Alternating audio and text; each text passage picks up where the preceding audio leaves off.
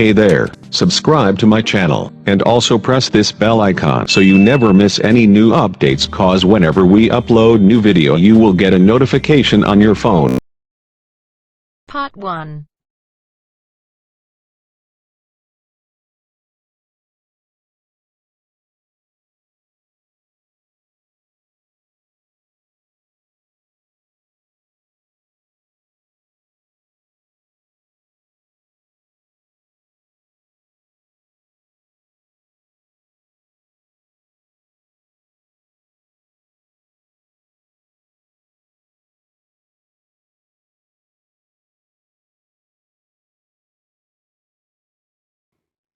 There will be time for you to read the instructions and questions, and you will have a chance to check your work.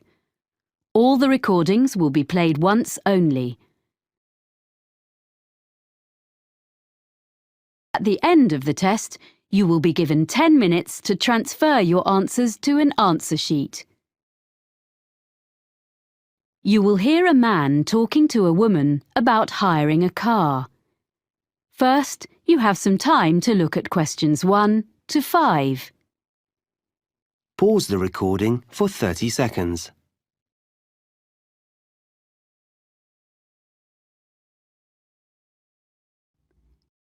Now we shall begin. You should answer the questions as you listen, because you will not hear the recording a second time. Listen carefully and answer questions 1 to 5. Hello, how can I help you?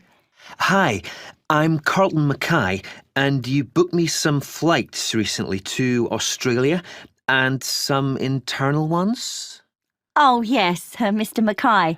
I remember you now, of course. Well, I find I'm going to need car hire while I'm in Sydney after all. I think you said you could recommend a good value company? Yes, that's right. Cost-wise cars. They're very good and don't charge lots of extras. They have 3 offices in the Sydney area, including one office right at the airport. So I'll just book it online? Yes, you can book online, but you should have their phone number too, just in case. Of course. That's 1800 705 639. It's on the website, and you can get a discount if you quote your booking reference from us. Oh, what's that? I mean the one you got from me when we booked your flights. I have it here. 743002. Oh, thanks. I guess I've got it at home, but I'll write it down again in case. A discount is good. So, where exactly is the office? I'll be coming to the domestic terminal from Melbourne. It's immediately outside the international terminal. OK. And another thing I want to check is, will they be open when I arrive, or is it just office hours? Well, they open at 6:45 and close at 6:15 in the evening. So let's see. You're due to land at 6:10. By the time you've collected your bags and so on, which will take a little while, they won't be open. But if you arrange it in advance, they can wait for you. You do have to pay an extra $30 for that, though. OK. Well, I'm staying near the airport the first night, so I could go back in the morning and save a day's hire? Yes, that'd be better. That'd save you about $50. Do you know what kind of cars they have? Quite a variety, I think. The best value should be under $60 a day, with luck. That would be the Echo, I guess. Sorry? ECHO. Like when your voice bounces back? Before you hear the rest of the conversation, you have some time to look at questions 6 to 10. Pause the recording for 30 seconds.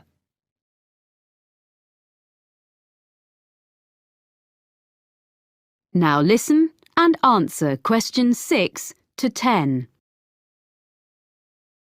I suppose I have to book online before I leave? That's the best way. They won't deduct any charges until you finish with the car, but they do need your credit card number when you book, and of course they'll want to see your driving licence when you collect. How long will you need it? I'm in Sydney for 7 days. I'll only actually need to use it on 3 or 4 of those days, I hope, but I'll keep it for the whole week. I guess it's going to be a few $100s. Can you suggest anything I can do to keep the cost down? Oh, you get quite a big discount if you do less than 1,000 kilometres in the week. Oh, that's good. I don't suppose I will be driving that far, actually. But, oh yes, the other thing I should mention is the insurance. It's included in the price. Oh, that is good value then. Yes, but what you must remember is that it doesn't cover anything except the car, so you must be careful not to leave anything at all in it when you park, because your luggage isn't insured, even if it's out of sight, locked in the boot. Yeah, well, I think my travel policy will cover that, actually. Good. OK, and can I return the car outside office hours? My flight home is very early in the morning. Can I put the keys through the door or something? There's a secure box just outside the office on the pavement. You just drop the keys in there. Oh, good. And one other thing, you should remember to buy petrol before you leave it. If you don't drop the car back with a full tank, you get charged to fill it. I recommend you go to a supermarket before you go out to the airport. Thanks for the tip. Not at all. Do call in again if there's anything else I can help with. I will. Many thanks. That is the end of part 1. You now have half a minute to check your answers.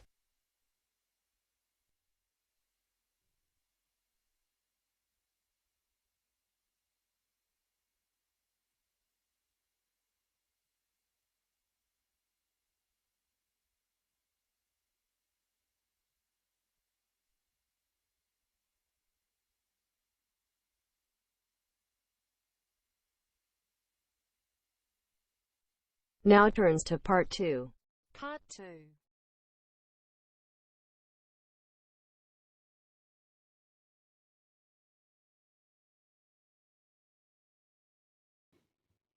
You will hear a speaker from the hotel industry addressing a group of young people about careers with her firm. First, you have some time to look at questions 11 to 15. Pause the recording for 30 seconds.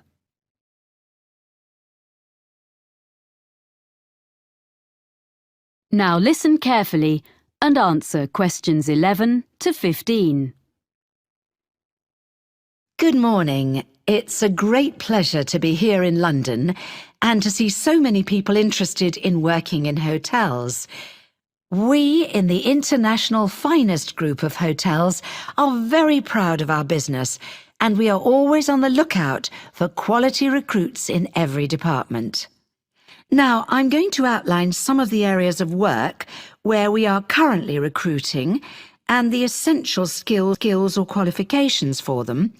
Then I'll run through our recruitment procedure, okay? At the moment, we're looking for a number of people for administrative posts in different parts of the world, and also some roles which involve a lot of travelling. One of our main business streams is hosting special events for other businesses. If you have good communication and organisational skills, with a good level of fluency in at least one European and one non-European language, I'd suggest you think about becoming part of the team which sets up these events for all our centres. This would mean being based full-time in our London office.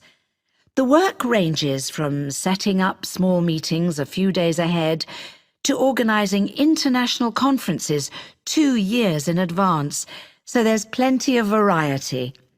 Some of the conferences we run have as many as 1,000 delegates, so it's quite challenging. Then there are some posts available for professionals in the catering field. Chefs we can find. It seems this is a popular career choice in many parts of the world, as in the UK these days, in spite of the exacting standards.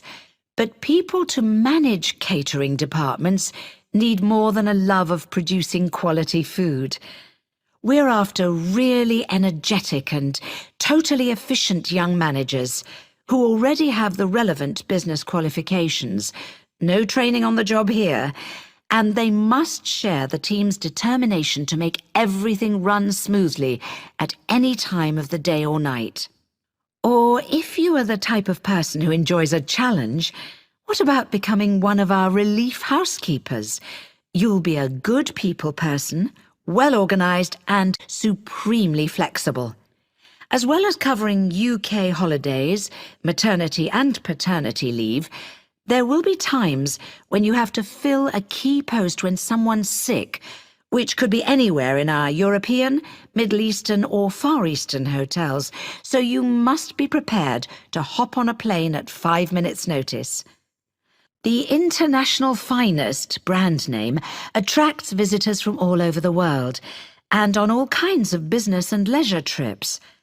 Our swimming pools and gyms need to be run by people with the highest standards of customer service.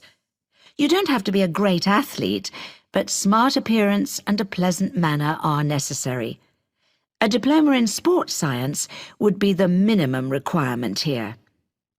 Lastly, I'd just like to mention that the main London office has another vacancy. Most bookings come online, especially from the Far East, for people coming to Europe.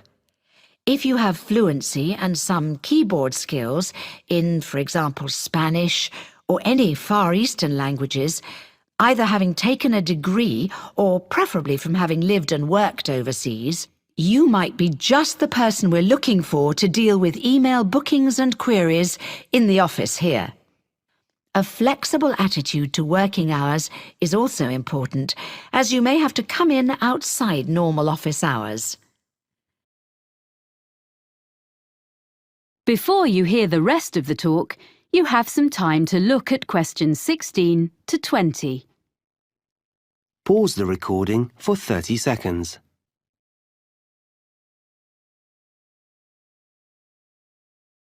Now listen and answer questions 16 to 20.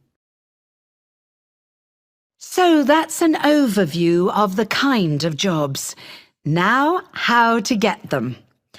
First of all, provided you have a UK work permit, you can go online and register an interest in working for us. By return, you'll receive a unique applicant's code, which is your personal identification number and which we'll use in all communications. Along with that, you get access to the Human Resources website, where you should make sure you understand the legal terms and conditions which apply to all our employees. That's also where you can then download the application form, fill it in, and send it back along with your CV. You'll know within 48 hours whether you're being considered as you get an automated response. Sorry if it's a bit impersonal, but at least it's quick. Hopefully, if we like the sound of you, there will be in that automated response a list of times for an initial interview which will take place by telephone during the following week. You confirm by email which of the time slots will suit you. Provided the interview is satisfactory, at that point we'll ask for any evidence of qualifications required, which might be your degree or diploma certificate or so on, which you have to send certified copies of, and we contact your referees.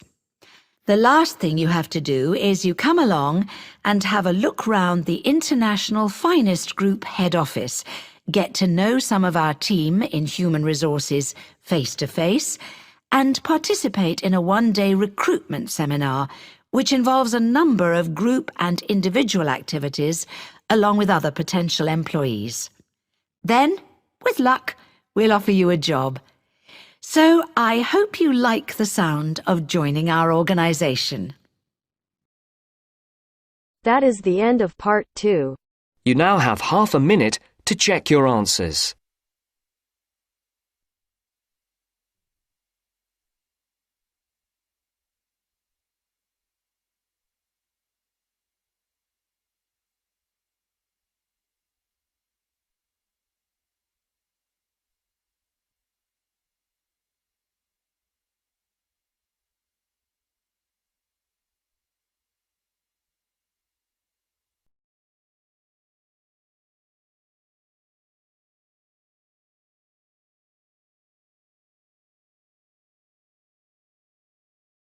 Now turns to part 3.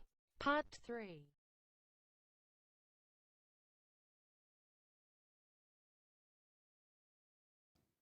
You will hear a student of landscape architecture discussing a project with his tutor.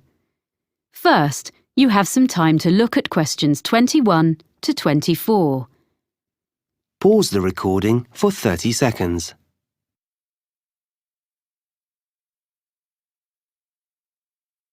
Now listen carefully and answer questions 21 to 24.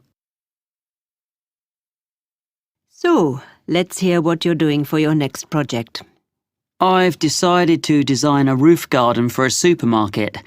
I've been looking at some on the web, and I think that a garden on top of a building is the up-and-coming thing. Okay. So you've done a bit of reading already? Mm-hmm. What benefits would there be for the client? Why do you think a supermarket chain would be willing to meet the expense of construction? You do realize that would be the first thing they raise. Yes, I know. But I'd explain that in spite of the initially high expense, they would save that much in approximately 5 years. Well, I'd have to do sums. I mean, calculate specifically. Yes. How would the saving come about?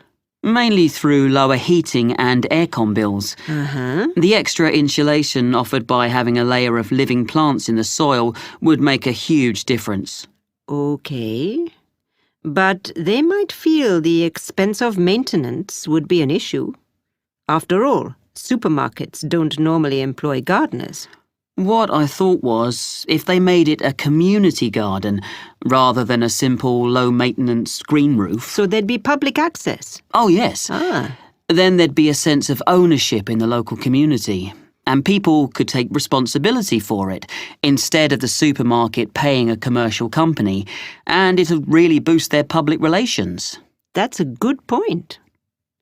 And have you been looking into how roof gardens are built nowadays? I'm still exploring that. But if I take advantage of the latest technologies for roof gardens, it shouldn't be too difficult. But in any case, you have to use lightweight materials. But that's a matter of making the right choices. You can even use quite traditional ones, such as wood, for the planting areas. Yes, that's what I thought. It'll look good, and it isn't too heavy. But for the basic construction, the issue you have to address first is the material used between the building and the garden. You mean the barrier fabric, which ensures there's no chance of rainwater leaking down into the building? Yes. Nowadays that is very good and quite easily sourced. Then, on the other hand, there's the business of water within the roof garden itself. You mean drainage? That's an important feature of the construction in any roof design. Yes, but I think most drainage issues have been well understood for quite a long time. Okay. But another thing is with plants in an exposed situation, you usually need to find ways to optimize rainfall. Yes, because rainwater is best for the garden, if you can store it for when it's needed. What I've been looking at are some buildings which use fairly conventional storage tanks, the kind that have been in use for decades, but have them linked to modern automatic watering systems. Sounds complicated. It's less so in practice than it sounds, I think. I've been researching them, and actually the latest ones definitely work very well, and they can be electronically regulated to suit the local microclimate. That sounds interesting. You seem to have been doing some thorough research. Make sure you reference all your sources when you write it up. Yes, sure. There's one more aspect I'd just like to run past you if there's time. I want to include a light feature in the design. Of course. I've got a sketch here. Let's have a look then. Before you hear the rest of the conversation, you have some time to look at questions 25 to 30. Pause the recording for 30 seconds.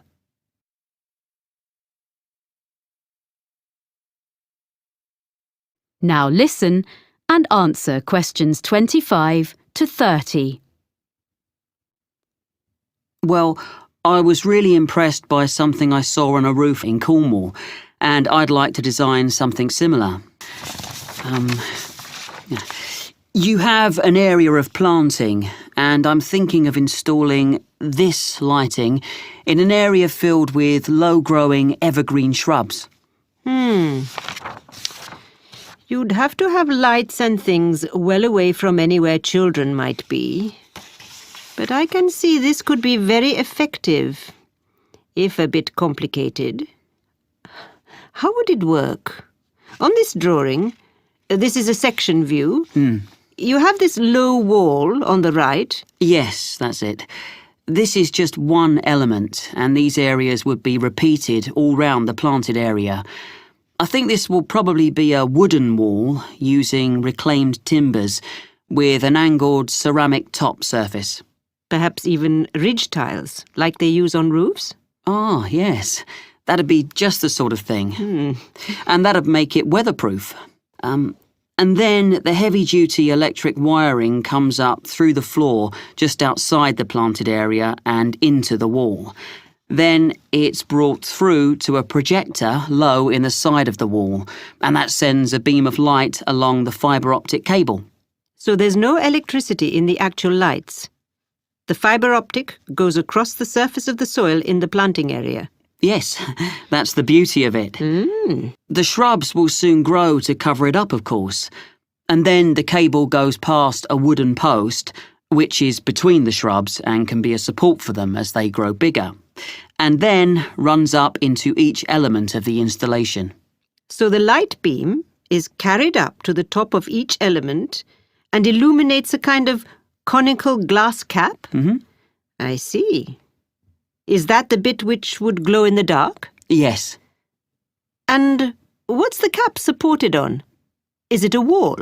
No, it's a slender acrylic rod, like the stem of a flower or mushroom, which the cable runs up inside of. Well, I'll be interested to see the final drawings. Oh, thank you. I'm looking forward to putting it all together.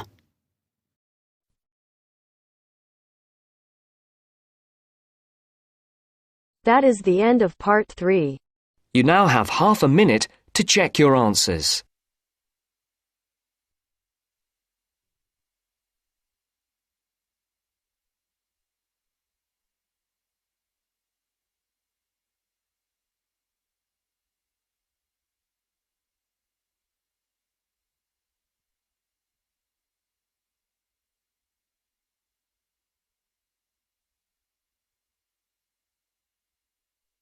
Now turns to part 4. Part 4. You will hear a geography student giving a presentation about sand to fellow students. First, you have some time to look at questions 31 to 40. Pause the recording for 1 minute.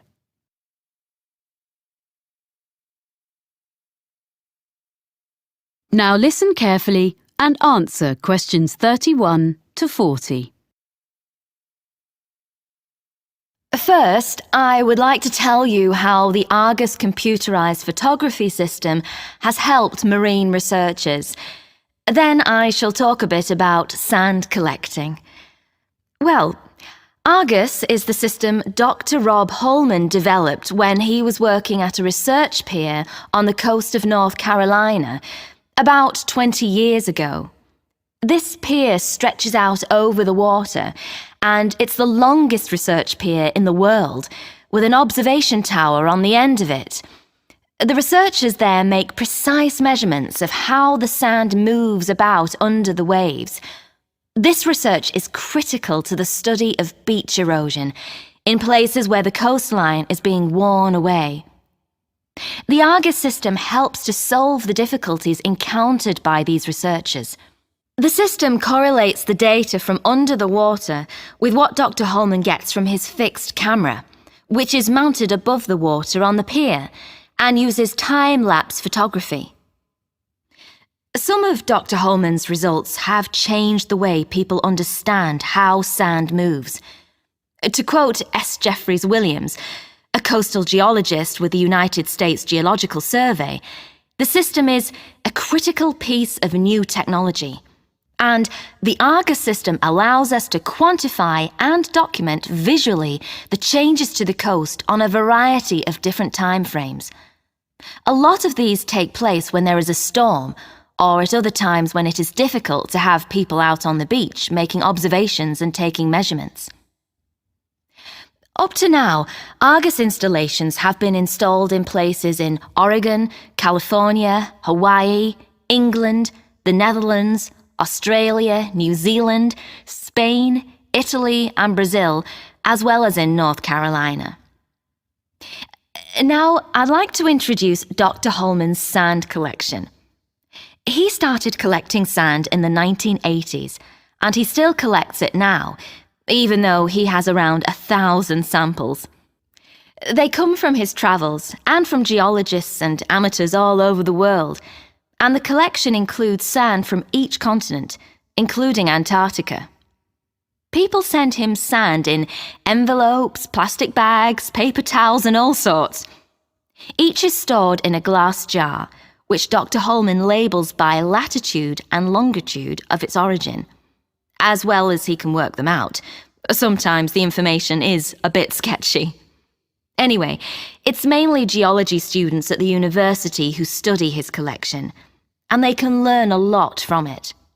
For instance, one set of tubes displays sand from the east coast of the US, so you can see that the sand gets lighter and finer from north to south.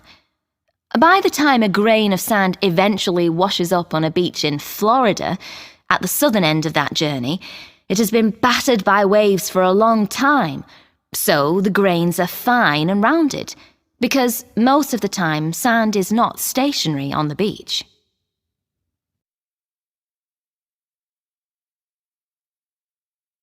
Okay, so if you'd like to collect sand and maybe even send some to Dr. Holman, how should you go about it? Well, the list of equipment is very short and easy to find, but you should keep a supply when you're travelling, as you never know when you'll come across an interesting sand sample. One really handy thing for digging sand, especially if it's hard or frozen, is a spoon. It's perfect for that. If you're travelling by air, it'll have to be plastic, but metal is preferable, as plastic tends to break. You need something to put the samples in that is damp-proof and easy to carry. You can just use plastic bags, but you need to record the location and date on the bag, so you must also have a permanent marker with you, because you can never assume you will remember where you gathered a sample from later on, and you don't want it to rub off before you get home. And that's about all you need in the field to collect sand. When you get home, your samples should be logged in a notebook or computer. You need to note the location and be really specific as to exactly whereabouts on the beach you gathered your sample, low tide mark, under cliff area, etc. Then you store your sample. You want to keep everything in good condition and avoid contamination. So first you make absolutely sure that each sample is perfectly dry. You don't need any complicated apparatus for this. You can just air it out on layers of newspaper, which is suitably absorbent. Most people find that's the best way. Then, lastly, but this is really important, before there can be any chance of confusing this latest sample with another, you put it in a clean small bag or a jar, and you must stick an identification label on straight away. Some people put one inside as well, in case the outer label falls off, but that's up to you. Well, that's about all you need to know to get started as a sand collector. Any questions? That is the end of part 4. You now have half a minute to check your answers.